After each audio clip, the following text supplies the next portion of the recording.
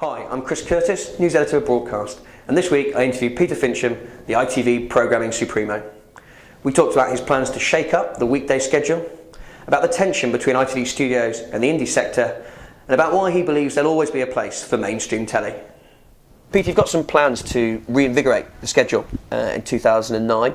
Can you talk to us a little bit about those?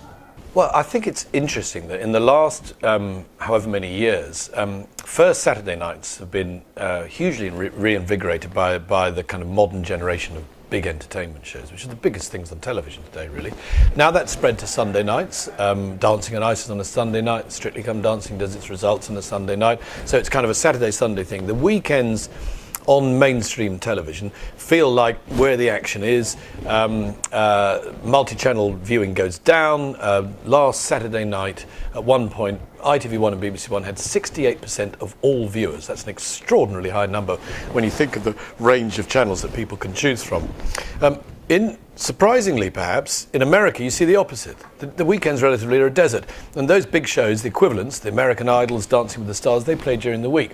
So I find myself looking at our schedule, looking at mainstream schedules and think, what can we do midweek that kind of does what's happened to weekends? Is that the next area to reinvigorate and give a whole new thing too? So difficult to be specific, but it's something I focus on. And when we play entertainment midweek, for instance, and we're in the middle of the run of I'm a Celebrity, Get Me Out of Here, which is entertainment playing at 9 o'clock midweek, audiences love it.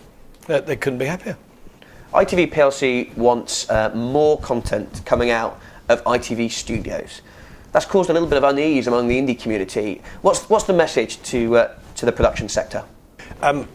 If you're running a channel like ITV1, or in fact if you're running any channel, you want the best ideas from anywhere. Believe me, you will never turn down a potential hit programme, if only there were more.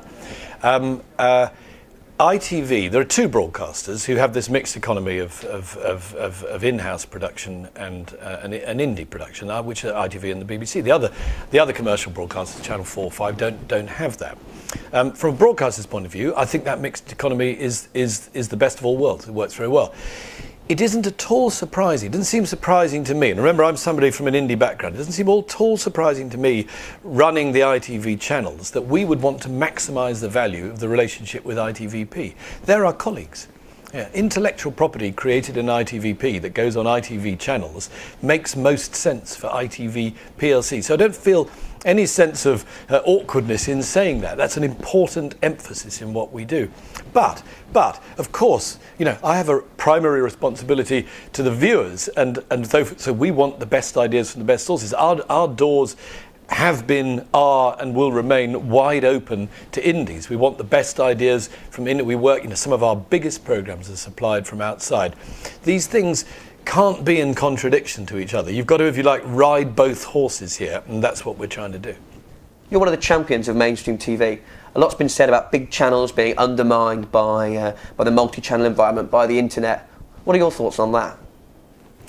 There's no question that 2008 has been the year in which catch-up services, have grown at a rate that nobody really expected. And for instance, on the X Factor this autumn, our video views of the X Factor are something like 450% up on a year ago, and yet the audience for the X Factor on ITV1 is also about 20% up on a year ago. So the notion that the one cannibalises the other, I think, is not turning out to be true. But the bigger thing there is that in mainstream television, with these sorts of shows, I think what's big is getting bigger. These shows are occupying more airtime on ITV1, on ITV2. There's more interactivity with telephone voting, with, as I say, online catch-up viewing and so on. And I think perhaps some people might have found this surprising, that mainstream television end, where it works well, it's actually growing and becoming a bigger and more dominant thing, if you like. ITV1 is one of a very, very small number of channels in that game. Nobody's going to create any more like that. There's not a cat and hell's chance that somebody else will come along and say, well, I'm going to invest over £800 million a year in a brand new channel full of original programmes in a whole range of genres. So it seems to me important that we continue to nourish that channel, to make that the absolute cornerstone of what we do. But the evidence in front of us is that when we get it right, it's growing.